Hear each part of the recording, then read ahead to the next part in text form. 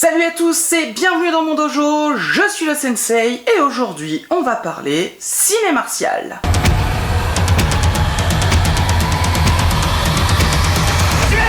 Et vous commencez à le savoir, hein, j'aime bien vous présenter des films qui sont en lien avec les thématiques de mes vidéos culture. Alors comme dans une précédente vidéo, on a parlé d'un jeu vidéo qui s'inspire et qui rend hommage au cinéma d'arts martiaux classique et plus particulièrement encore aujourd'hui Wuxiapian, et ben aujourd'hui je vais vous parler du Wuxiapian qui a redéfini complètement le genre et lui a permis de s'ouvrir à un plus large public en Occident. Aujourd'hui, je vais vous parler de Tigre et Dragon de Ang Lee.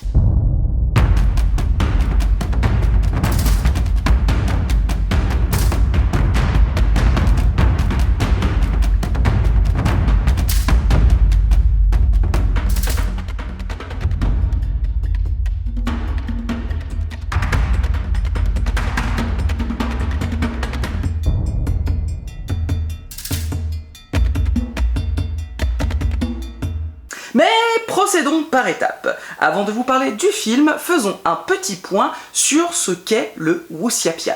Et oui, hein, c'est quand même plus sympa de savoir quand on parle, quand on s'apprête à traiter d'un sujet particulier. Alors, le Wuxiapian, c'est quoi? Je vous en ai déjà brièvement parlé dans la toute première vidéo de la chaîne, mais on va quand même prendre le temps de refaire un peu le point et d'aller un petit peu plus loin. Donc le Wuxiapian, c'est assez vaste et ça peut s'appliquer à pas mal de sujets différents.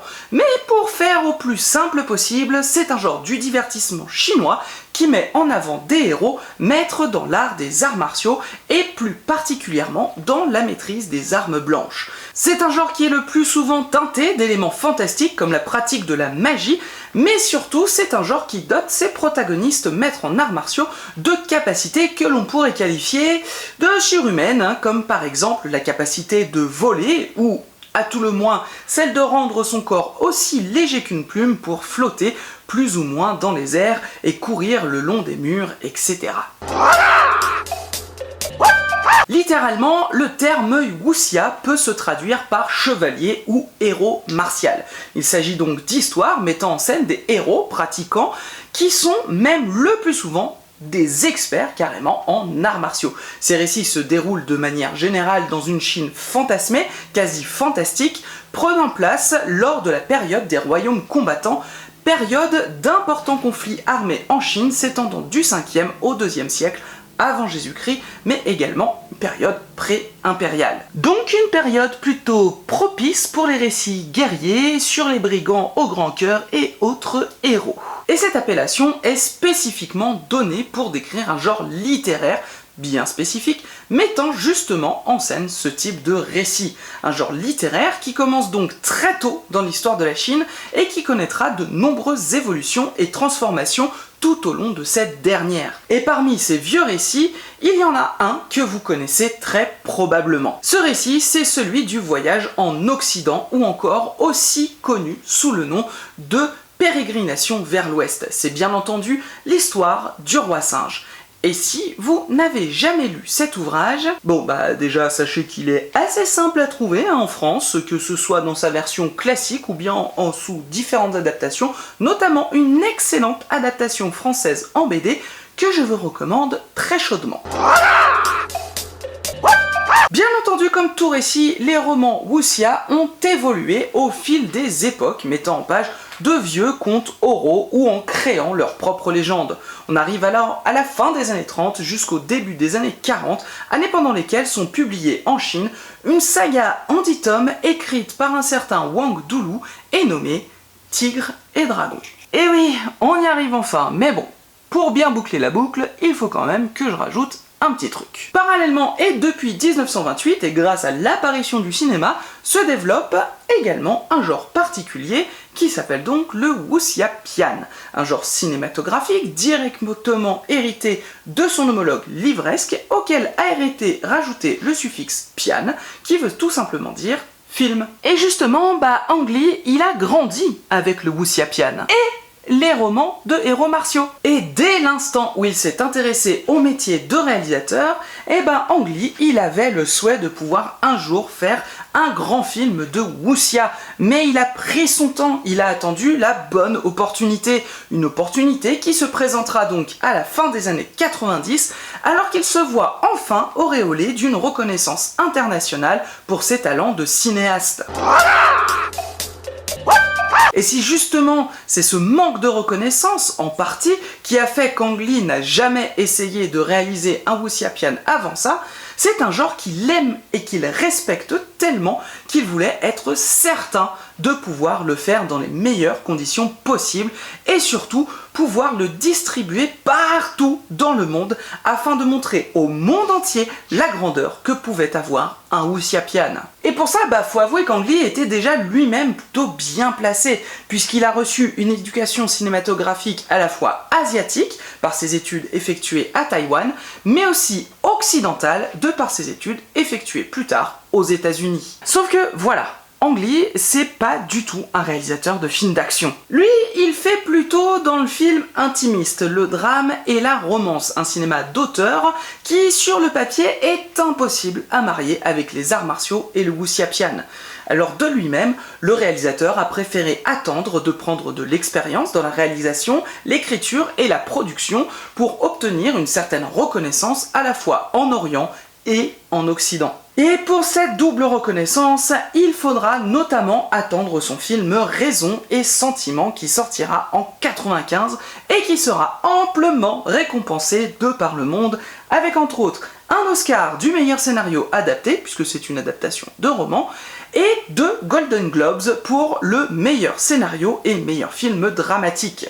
Les distributeurs et autres grosses maisons de production commencent alors à lui faire un petit peu plus confiance et pourquoi pas à lui financer des projets plus ambitieux que ses précédents films. Mais malgré tout, le cinéaste ne se précipite pas, car il sait qu'il lui manque encore quelque chose d'indispensable, la capacité de mettre en scène l'action.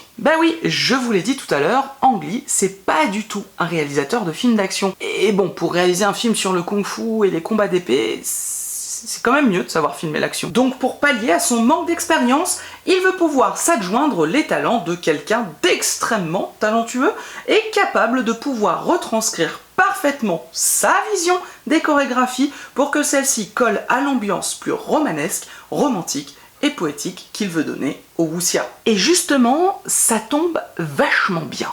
Oui, parce qu'à la fin des années 90, l'homme parfait va s'imposer de lui-même en réalisant les chorégraphies de combat d'un film tout petit qui va aider le monde à voir les arts martiaux différemment et même à en faire une mode.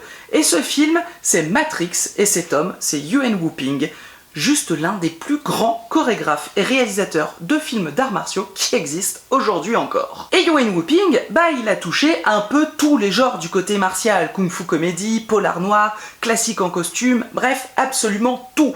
Et justement, Ang Lee, il voit cette opportunité, une fenêtre de tir parfaite pour accomplir son rêve. Donc il approche Yuen Woo-ping et lui propose de travailler sur Tigre et Dragon en tant que chorégraphe, et bien sûr, ce dernier accepte et le film peut enfin se lancer pour de vrai. Les compétences encyclopédiques et la renommée internationale nouvellement acquise de Yuen Woo-ping permettent donc à Ang Lee d'obtenir sa seule et unique fenêtre de tir pour pouvoir réaliser le wuxia de ses rêves. Mais il existe pourtant une vraie opposition de style entre le chorégraphe et le réalisateur, puisque Yuen Woo-ping, lui, il vient du cinéma d'arts martiaux hongkongais traditionnel, un cinéma plutôt rapide, centré sur l'action et les chorégraphies, à la fois longues et spectaculaires, et où l'improvisation n'est pas forcément très rare. De son côté, Ang Lee, lui, il vient d'un cinéma un peu plus auteur, le cinéma dramatique, où l'histoire prime sur le reste, il est centré sur les émotions et les relations entre les personnages, et un axe de développement qui nécessite une certaine lenteur des scènes, et surtout, ne laisse pas du tout place à l'improvisation. Deux opposés donc, mais qui vont permettre de nous offrir des combats dont la complexité émotionnelle et l'enjeu dramatique seront systématiquement à leur paroxysme, mais seront surtout systématiquement en accord parfait avec le récit et l'état d'esprit des personnages. D'ailleurs, Ang Lee a déjà pu dire en interview que pour lui, construire une bonne chorégraphie, c'est comme écrire un bon dialogue. L'énergie et le mood des personnages, mais également leur relation, doit pouvoir se lire dans leur gestuelle. Tigre et Dragon est donc dépourvu de combats gratuits afin que chaque affrontement soit aussi marquant que possible et se fasse en reflet de l'émotion du récit et des personnages. Et pour parvenir à un tel résultat, c'est une étroite collaboration qui fut nécessaire entre les deux hommes, ainsi que des semaines et des semaines de répétitions préalables au tournage en lui-même. Des tournages qui se sont d'ailleurs bien souvent trouvés être un véritable calvaire, soit technique, soit météorologique, soit encore les deux. Et en parlant de technique, on peut d'ailleurs souligner que contrairement à ce qui est souvent dit du film, les combats n'utilisent pas tant de câblage que ça. En fait, les techniques de câble sont principalement utilisées par Yuen Woo-ping pour les moments où les personnages sont censés flotter avec légèreté ou encore pour donner l'impression que le temps est suspendu pour un moment. Une notion qui est primordiale au film puisque celui-ci est écrit comme une poésie et un récit contemplatif, plus que comme une aventure rythmée et énergique. Un résultat qui se ressent largement dans l'ensemble du métrage que l'on admire effectivement comme une langoureuse poésie aussi épique que personnelle, voire même que comme une grande toile de peinture qui serait en mouvement constant. Une écriture et un style qui a permis donc le succès mondial du film. Enfin mondial, pour être tout à fait honnête, il serait plus juste de dire outre-Atlantique, puisque si le film ne fut pas une catastrophe en Chine et de manière générale en Asie, il n'a pas non plus été le franc succès qu'il a été en Occident.